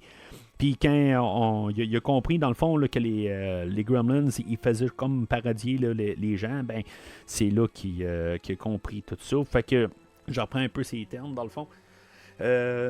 Puis c'est ça, à quelque part, ils vont se faire passer pour une chorale, ils vont chanter là, en face là, de la maison là, de Madame Deagle. Puis dans le fond, ils vont saboter. Là. Elle a une chaise là, pour monter là, ces escaliers là, qui est dans le fond là, juste comme un genre d'ascenseur, mettons. Hein. Mais c'est ça, fait que ils vont la saboter, puis dans le fond, ça va partir. Il n'y aura comme pas de break, puis elle va partir à toute vitesse. T'sais, on voit que quand elle descend l'escalier, ça descend tout lentement, là, puis quand elle monte, là, ben, ça monte à super vitesse, puis finalement, ben, la chaise va débarquer, puis elle va passer par la fenêtre. Mais tu sais, il n'y a pas beaucoup de morts là, dans le film. Il y a peut-être, qu'on va voir, là, il y a peut-être 7 morts dans le fond. Là, que, M. Fullerton et sa femme, oui, non. Là, mais il y a beaucoup de personnes là, qui sont attaquées là, ou agressées. On a un Père Noël, on a les 2 policiers. Il y a un des policiers là-dedans, justement, là, qui va se ramasser là, dans le flic de Beverly Hills que je parlais tantôt. Que je pense que c'est le seul autre rôle que j'ai vu là, de cet acteur-là. Mais c'est ça, il y a eu, dans le fond, le docteur Hammond, je pense, qui s'appelle. Sinon, il y a. C'est pas mal tout. Quelque part, il y a un Père Noël, puis c'est ça. Quelque part, là, c'est pas mal ça. Ben, on peut supposer là, qu'il y a d'autres mondes aussi. Il y a le directeur de la banque, que j'ai pas parlé tantôt, là, en bout de ligne. Là, il y a la scène d'introduction là, du personnage là, de Kate.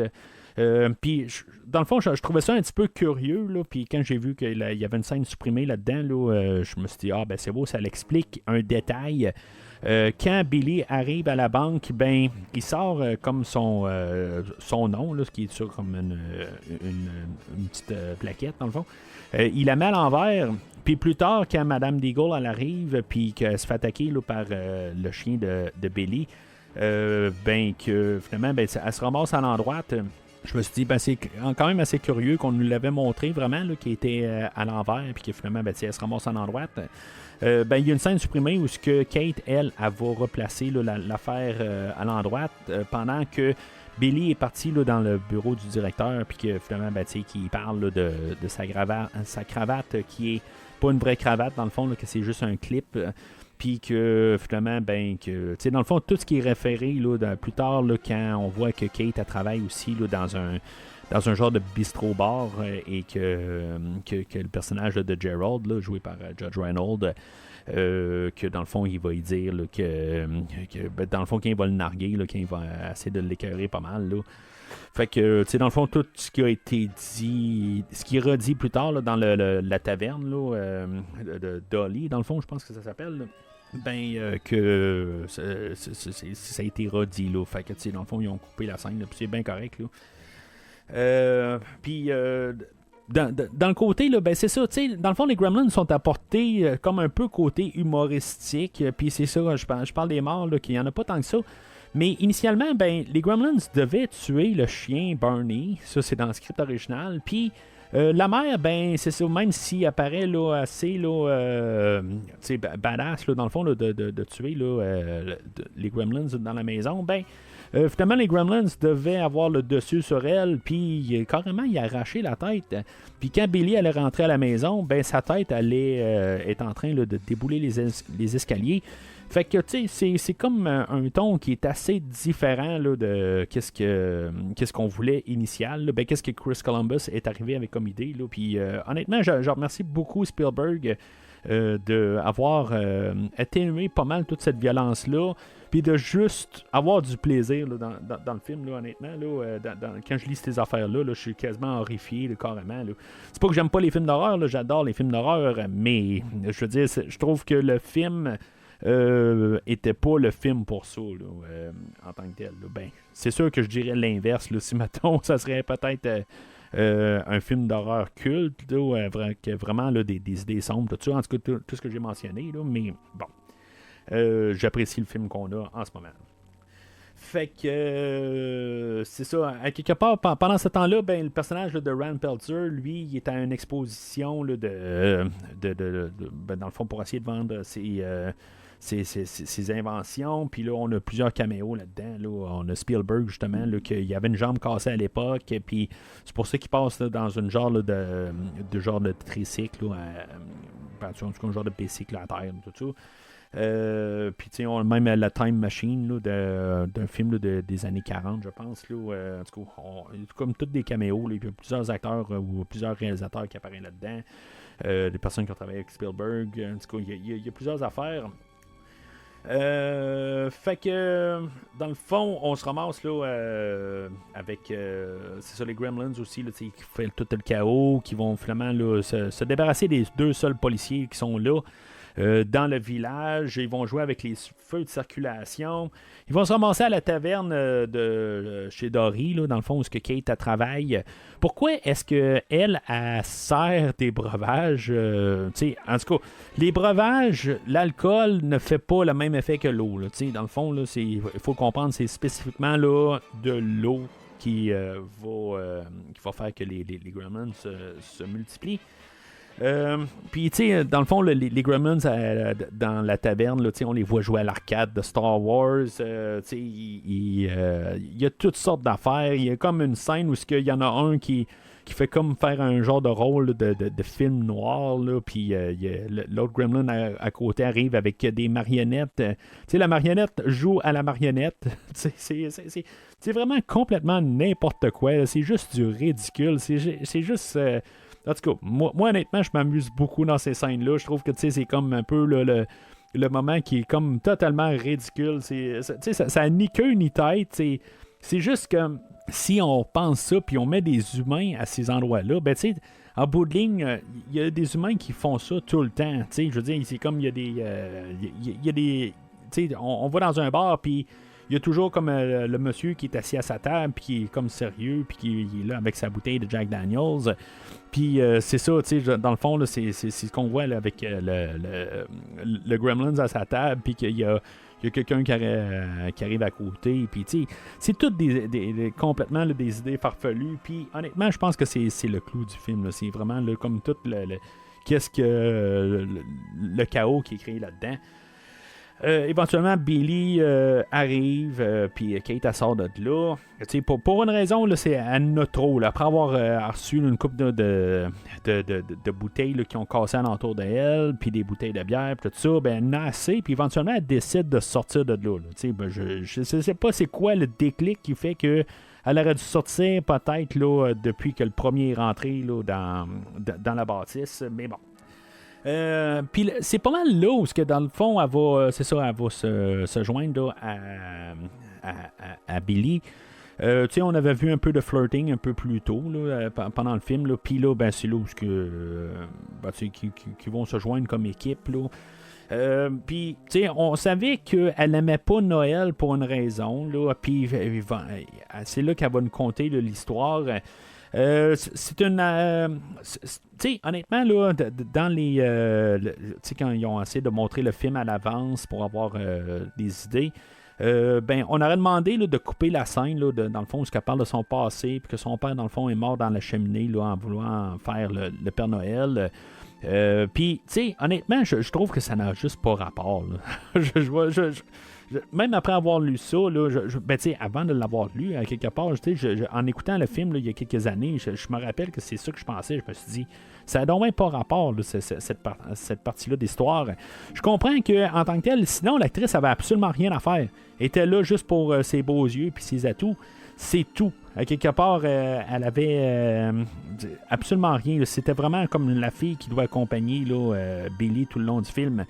Fait que pour ça, je vais donner un peu l'idée là, de passage à l'histoire, mais c'est comme ça clash beaucoup avec le mood du film. Mais tu sais, en même temps, c'est ça un peu à quelque part où on peut voir que des fois il y a des c'est un peu dans la thématique quand même. Où ce que des fois, là, on pense que c'est une belle chose, mais pour d'autres, que c'est pas une belle chose. Puis elle va phraser ça assez bien. Là. À quelque part, il y en a qui ouvrent des cadeaux à Noël, puis il y en a qui s'ouvrent les veines. C'est quand même assez... l'image mentale de ça est quand même assez là, horrifiante, encore une fois. Là. Je trouve que je dis horrifiant un petit peu souvent là, pour le film d'aujourd'hui, là, qui est quand même assez joyeux d'un côté, là, en tout cas qui est très ridicule et très drôle, là, mettons. Là. Fait que c'est le mélange des deux, là, mais là-dedans, ben, c'est ça, dans le fond, ils vont voir un peu tous les ravages des Gremlins là, dans la ville. Puis, il y a une scène supprimée que, dans le fond, le personnage là, de Corey Feldman, lui, dans le fond, il a disparu dans le film. On l'a vu, la dernière fois qu'on le voit, il est en train là, d'empêcher les Gremlins de rentrer chez lui, puis ça finit là pour lui. Qui est quand même une fin là, que, je sais pas, on l'a introduit, puis là, il n'y a rien d'autre à faire, à part juste renverser de l'eau sur Gizmo. Mais c'est ça, il y a une scène supprimée, là, dans le fond, on sait qu'est-ce qui s'est passé au personnage là, de Judge Reynolds et le directeur là, de la banque. T'sais, on avait vu que le personnage là, de Judge, lui, il était... il pense que là, genre à 30 ans, il va être millionnaire, il va être le directeur de la banque. Ça marche comme un vaisseau Klingon, dans le fond, de Star Trek, où ce que... Dans le fond, où il y a une personne qui tombe, ben, c'est le second qui prend la place. Là. En tout cas, c'est probablement ça, quelque part. Mais c'est ça. Lui, dans le fond, il va savoir enfermer dans le coffre-fort de la banque. Puis quand Billy et Kate vont essayer vont dire où est-ce qu'elle est la clé pour pouvoir, pouvoir te sortir de là, il va répliquer, il va dire je sais pourquoi tu veux me sortir. Dans le fond, c'est parce que tu veux avoir le côté là, d'avoir que je puisse te nommer la personne qui m'a sauvé là, de tout ce chaos-là. Fait que, tu sais, ils vont dire, bon, ben, c'est beau, regarde, c'est correct, là, reste dans ton trou, là, c'est comme ça que tu veux parler. Ben, tu sais, regarde, reste dans ton trou, il referme le coffre-fort, puis ça finit là. Tu sais, on sait bien que probablement le lendemain, là, qu'ils vont le sortir, tout ça, mais rendu là, ben, c'est ça. Tu sais, dans le fond, c'est comme ça que ça finit, mais comme personnage méchant, quelque part, là, c'est, tu sais, ben, tu sais, méchant. Je sais pas s'il mérite de se faire tuer. Là, c'est pas comme Madame Deagle, où vraiment elle est cruelle. Mais à quelque part, il devait se passer quelque chose. Le directeur, on le voit là, dans cette scène supprimée-là, qui s'est fait tuer là, par les Gremlins. Mais honnêtement, je pense que le personnage là, de Judge aurait dû avoir quelque chose là, par les Gremlins. Il aurait dû avoir vraiment une affaire là, qui le fait que son côté monétaire, là, un peu comme Madame Deagle, là, quelque part. Peut-être que, tu sais, dans les scènes supprimées, là, c'est ça qu'on voit là, quand il découvre là, comme le plan là, de Madame Deagle. Il aurait fallu peut-être avoir une scène où il y a comme une complicité entre les deux, entre Madame Deagle et Gerald. Puis que finalement, ils se font tuer peut-être les deux là, dans la même scène, là, d'une manière. Là, en tout cas, juste pour un peu unir un peu les idées. Mais tu sais, d'après ce que je peux comprendre, il y a encore d'autres scènes qui sont supprimées, là, mais en tout cas, je sais pas comment il aurait pu couper alentour là, de tout ça. Mais c'est ça, à quelque part. Je trouve que tant qu'à l'avoir introduit tant que ça dans le film, ben il devait avoir une suite à ça, là, pas juste que ça termine de même. Hey ho! Hey ho! Hey ho!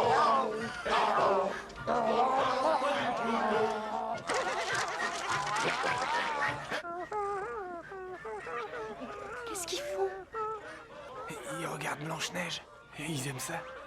Alors, on arrive à la toute fin du film, dans le fond, où ce que tous les Gremlins se sont rassemblés au cinéma, où ils sont en train d'écouter le Blanche-Neige. Dans le fond, c'est comme la soirée, là, dans le fond, pour comme fêter un peu là, leur...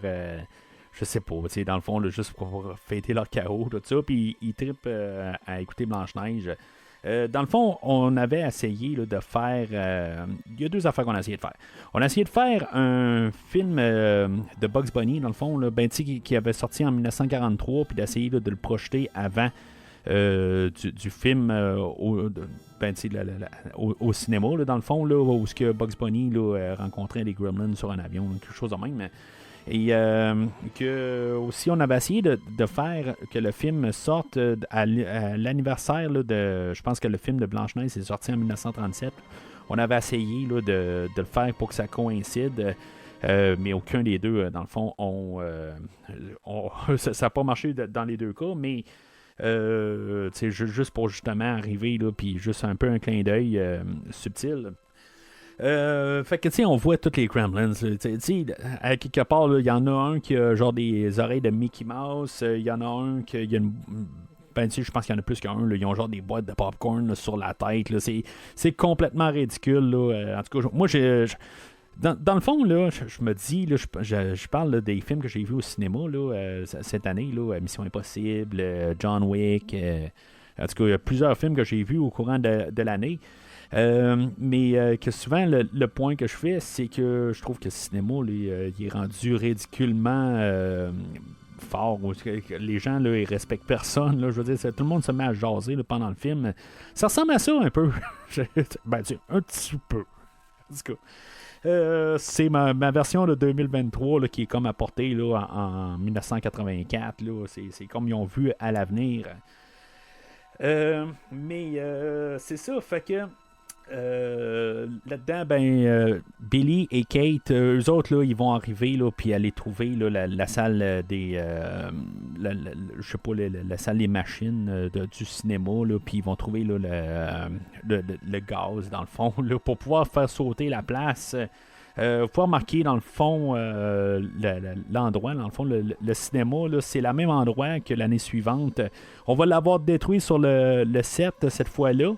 Mais l'année suivante, c'est Marty McFly qui va rentrer dedans avec la DeLorean, dans le fond. Là, fait que cet endroit-là est dû pour être détruit. Là, en tout cas. Puis ce ne sera pas la seule fois aussi. Je pense qu'il va y avoir un feu qui va avoir pris là, dans cette bâtisse-là, spécifiquement là, après le tournage de Retour vers le futur 2. Mais on la reconstruit tout le temps, là, dans le fond. Là. Mais c'est ça. Fait que dans le fond, ce qui reste, là, c'est Stripes, la tête.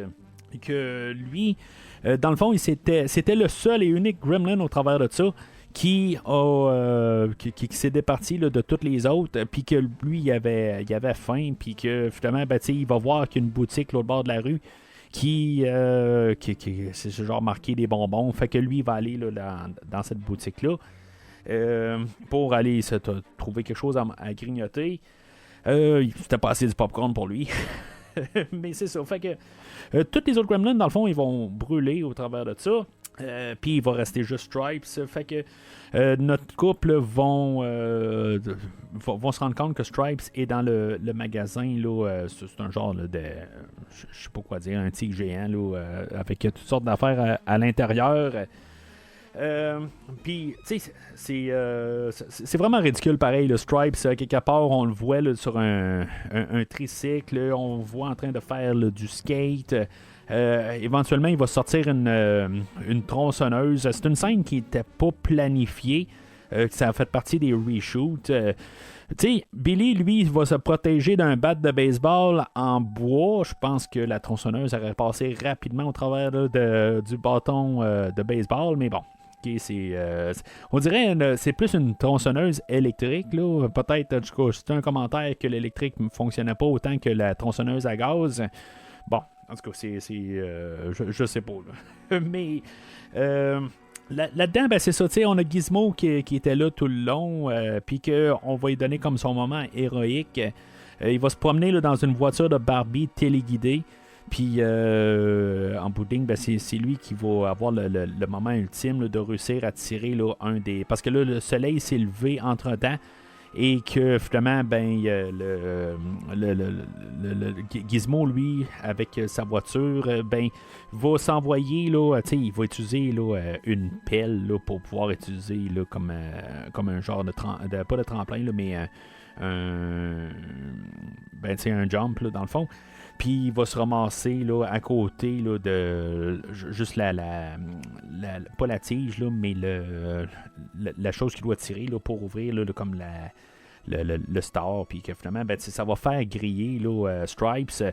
Mais Stripes, il est comme une fontaine d'eau. Puis il y a plus qu'une goutte qui va le toucher. Il y a les mains dans l'eau. Il y a de l'eau qui éclabousse d'en face. Peut-être qu'un Gremlin, ça marche pas tout à fait comme un Mogwai. Peut-être que il en faut plus que juste avoir une petite éclaboussure. Ça, c'est pas très clair parce que Stripes, lui, pour se multiplier, il a sauté carrément là, dans la piscine. Tandis que Gizmo, lui, c'était juste une goutte là, qu'il avait besoin pour se multiplier. Fait que c'est peut-être ça un petit peu la différence. Là, c'est peut-être le poil qu'il a sur son visage qu'il faut qu'il soit mouillé aussi. Là, je sais pas, tu sais. Mais c'est ça, à quelque part là, ça se termine là, assez rapidement là. On a quand même une scène là, finale, mais il était supposé d'avoir 2 stars dans le fond pour éliminer là, Stripes, mais on a comme édité le film là, pour que ça soit juste Gizmo. qui a le dernier mot là, sur Stripes. Parce qu'à quelque part, ben, c'est ça, on veut que ce soit lui comme le héros du film. Puis malheureusement, ben, Billy, là, à part se faire attaquer par Stripes à coups de tronçonneuse, dans le fond, il va l'avoir blessé assez fort aussi, là, parce qu'il va avoir utilisé un genre de tire-balle là, pour lancer des balles là, au baseball. Puis ça va lui faire mal assez, puis il va avoir un petit peu de misère à marcher par la suite. Même, il va avoir utilisé une mini-arbalète là, pour l'attaquer avec ça. Fait que Billy, il se fait ramasser pas mal, là, mais c'est ça, pas grand-chose pour Kate à la toute fin. Puis, c'est ça, dans le fond, c'est un peu... si on a remarqué au tout début du film... pendant que Gizmo et Billy écoutent un film, là, ben, il y avait un film là, avec Clark Gable qui était au volant là, d'une voiture de course. Ben, c'est ça qu'on veut rapporter là, à la toute fin. Là. C'est comme un peu son influence là-dessus. Puis c'est ça, ils vont tirer les rideaux. Puis ça va être fini pas mal assez rapide pour Stripes. Puis c'est ça, il y a comme la dernière peur là, où ce qui va sortir de l'eau, puis finalement, il va être dans le fond, c'est complètement dégueulasse là. C'est comme une version là, papier qu'ils ont utilisé, quelque chose de même là, puis que il y a comme une genre de bulle là, qui va sortir. En tout cas, c'est dégueulasse. Honnêtement, je trouve ça carrément dégueulasse. Stripes, c'est comme un peu comme une passe de vampire, là, dans le fond, là, un vampire au soleil. Là, en tout cas, ça me fait penser à Vampire, vous avez dit Vampire, là, qui va avoir sorti, je pense, 2 ans plus tard. Là, ça ressemble un peu à la même genre d'affaire. Là. Mais c'est sûr, en tout cas, c'est complètement horrible. Fait que tout, dans le fond, on finit ça là, assez rapide aussi. Là. Dans le fond, là, tout le monde retourne à la maison de Billy. Il écoute les reportages à la télé. Puis ils sont pas trop sûrs de savoir qu'est-ce qui s'est passé. Là. Dans le fond, là, la police, c'est pas à propos des Gremlins parce qu'ils sont comme tous décimés. Puis, dans le fond, le grand-père, M. Wing, s'est ramassé dans la maison comme un agent secret, là, tout discrètement. Là, dans le fond, il est à côté d'eux autres. Puis, dans le fond, lui, il vient récupérer Gizmo. Je pense que c'était la meilleure manière de finir le film. Avec des petits moments cute, où ce que, dans le fond, Gizmo va dire « Bye-bye, Billy ». En tout cas, toutes des petites affaires de même, là, juste pour des petits moments là, pour terminer. Puis c'est ça, dans le fond, même Gizmo va arriver, il va dire bye bye wouf wouf à Barney, le chien. Faut remarquer que la personne qui fait là, la voix de Gizmo, là, je ne l'ai pas à côté de moi, là, je l'ai nommé tantôt. C'est lui qui va avoir fait toutes les voix là, pour plusieurs langues. Dans le fond, je pense que toutes les langues que le film va avoir été traduit. Il n'y a pas grand ligne, là, c'est souvent comme un peu répété là, les mêmes choses là, que l'autre personne a dit, mais c'est la même personne qui dit dans toutes les langues. Il va avoir dit une couple d'affaires là, dans plusieurs langages là, pour pouvoir avoir fait les traductions. Mais tu sais, pour noter aussi les personnes là, qui ont fait des voix, là, comme la voix là, de Stripes, ben, c'est Frank Welker, la personne là, qui fait Megatron là, dans la série là, Transformers. Puis on a aussi le Michael Winslow aussi qui fait d'autres voix que lui est connu là, pour Police Academy. Dans le fond, il y a quelqu'un qui fait des voix là, ben dans le fond c'est lui qui fait d'autres voix là, au travers de ça. Fait que c'est ça, dans le fond, le film finit pas mal là, avec une narration, dans le fond, là, juste pour un peu là, refermer. Là, dans le fond, le film a commencé avec une narration là, de Rand Pelzer, que lui, il dit son chemin, puis dans le fond, ben, c'est lui qui va clôturer aussi le film avec une autre narration là, pour comme nous donner un petit peu un genre d'idée là, sombre quelque part là, que tu sais, si mettons il y a quelque chose qui marche pas chez vous, ben tu sais, peut-être c'est peut-être un gremlin qui est chez vous là, en tout cas, c'était une belle manière, puis un beau matte painting là, pour voir là, M. Wing là, qui s'en va là, dans la rue.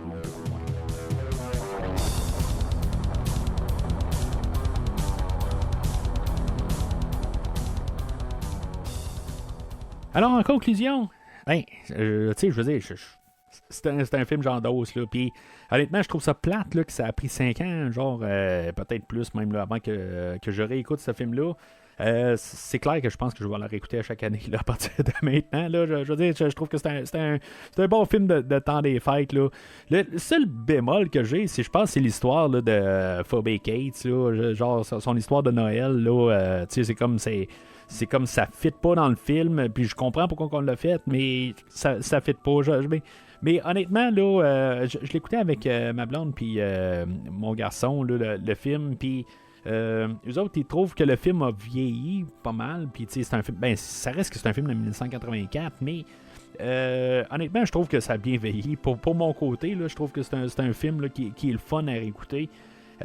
Puis, tu sais, je veux dire, honnêtement, là, c'est un film qu'on parle pas assez, je pense, là, dans le temps des fêtes. Tu sais, on fait toujours des niaiseries, là, on parle de Die Hard, qui, je veux dire, la joke, là, commence à être vraiment, là, un peu trop vieille, là.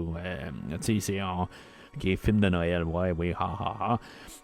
Mais je trouve que dans le temps des fêtes, on parle souvent là, de Christmas Vacation, on parle le sapin à des boules, là, avec Chevy Chase, on parle de Maman, j'ai raté l'avion, mais je trouve que, tu sais, on devrait parler là, souvent là, de ce film-là. Là. Dans le fond, je trouve que c'est un film oublié, mais qui a quand même un peu décidé pas mal de Noël au travers de ça, puis qui devrait être plus célébré un peu. Là. Peut-être que c'est la suite aussi qui a un peu terni le film. Je m'en rappelle pas assez. Là. Comme j'ai dit, je l'ai vu assez souvent, mais je m'en rappelle pas à quelque part là, s'il va être autant endossable là, que le film d'aujourd'hui. Ça va avoir pris quand même là, 6-7 ans. Là, je pense que c'est en 1990 là, qu'on va avoir fait la suite.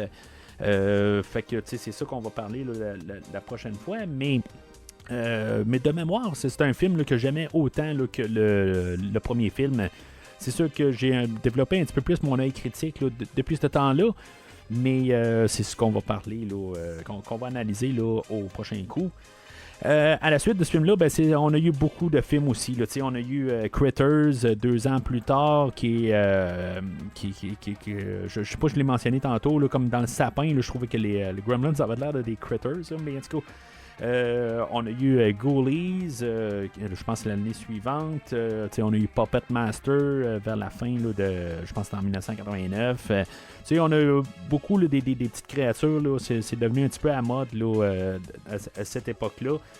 Mais c'est ça, puis il y en a d'autres là-dedans. Là. Fait que aussi, ça l'a inspiré là, les Furbies là, dans les débuts des années 90, là, des poupées là, dans le fond, là, je pense qu'ils étaient bien populaires à l'époque. Mais c'est ça, fait que c'est ça pour ça. Là. Fait que c'est un film qui a marqué là, son époque. Mais que, curieusement, on parle pas tant que ça. Je pense qu'ils ont sorti, là, je vais essayer de peut-être regarder ça là, pour le prochain épisode. Il y a un genre de spécial de Noël, quelque chose de même, là, qui est sorti, je pense, sur Disney+, quelque chose de même. Là, fait que c'est quelque chose là, qu'on a essayé de rembarquer, puis en tout cas, je vais pousser un petit peu plus là, pour l'avenir là, de Gremlins, dans le fond, là, comment on va se diriger vers un Gremlins 3. J'avais pas besoin de le faire pour le film d'aujourd'hui. Là. Ça va être plus, là, dans le fond, là, qu'est-ce qu'on va faire par la suite. Là, ça va être mon épilogue là, de Gremlins 2, dans le fond, qu'on va parler la semaine prochaine. Fait que c'est pas mal tout pour aujourd'hui. La semaine prochaine, Gremlins 2, où est-ce qu'on va changer totalement, là, dans le fond. Je sais pas si ça se passe à Noël, pareil, là, même si de mémoire, il n'y a pas de neige, mais si mettons, on est... en Californie ou quelque chose de même, là, peut-être que c'est un endroit qui fait plus chaud, tu sais qu'il n'y a pas de neige. Fait que je sais pas si on va avoir regardé là, cette thématique-là. Mais c'est ça, fait que on va parler de ça la semaine prochaine. N'hésitez pas à commenter sur l'épisode d'aujourd'hui. Puis aussi, comme j'ai parlé au début de l'épisode, Décryptons Smallville, ça s'en vient à grands pas. Vous pouvez suivre notre page Facebook. On a déjà 2 bandes annonces, fait que vous pouvez déjà programmer là, dans votre application Spotify ou n'importe quel feed RSS. Vous pouvez trouver le podcast là, avec nos 2 bandes annonces qui sont là. Vous donnez un avant-goût un peu là, aussi là, de notre épisode si c'était pas assez là, au début de l'épisode avec mon extrait de 2 minutes. Puis c'est ça, nous suivre sur les réseaux sociaux, Facebook et Instagram. Puis sinon, ben, c'est ça. Commentez sur l'épisode d'aujourd'hui, dans le fond, vos classiques de Noël, dans le fond. Puis si, mettons, vous, même si le monde n'en parle pas, mais peut-être que pour vous, là, ça fait partie là, de vos écoutes annuelles de Noël, ben, n'hésitez pas à en parler sur les réseaux sociaux, sur le post du podcast aujourd'hui. Mais sinon, d'ici le prochain épisode, quand vous allez vous coucher le soir, ben, vous devriez peut-être ouvrir toutes les lumières dans votre maison. Parce que peut-être qu'il y a un Gremlins qui se cache à quelque part.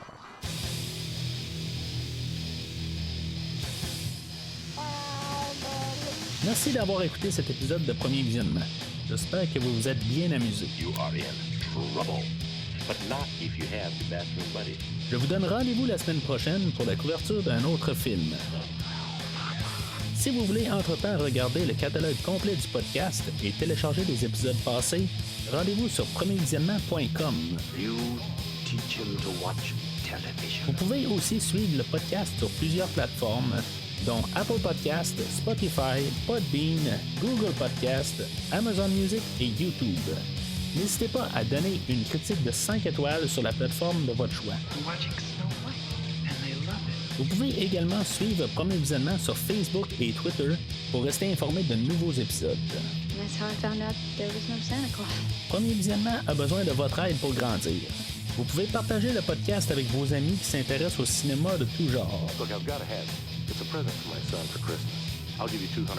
Le podcast a également besoin de votre support monétaire pour continuer. Avec un don de 10$ pour un ou 25$ pour 3 films non franchisés disponibles sur Netflix ou n'importe quel support nécessitant pas un achat, le podcast s'engage à couvrir votre choix dans les 3 mois pour vous remercier de votre don.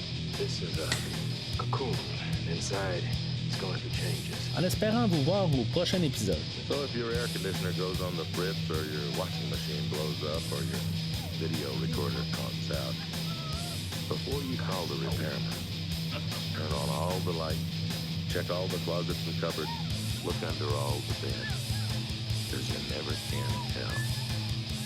There just might be a gremlin in your house.